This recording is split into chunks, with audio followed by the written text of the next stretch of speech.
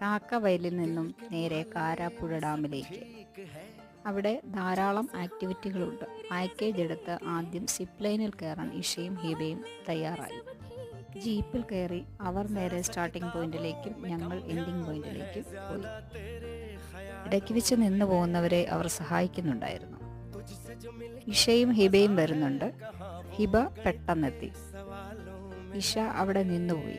ഭാരക്കുറവ് കൊണ്ടാണ് ഇങ്ങനെ നിന്നു പോകുന്നത്.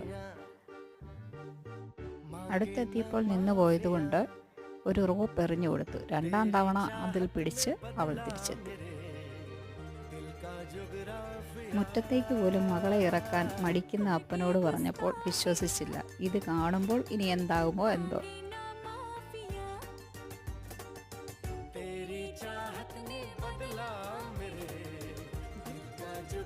വീണ്ടും കാണാം വയനാട് കാഴ്ചകളുമായി.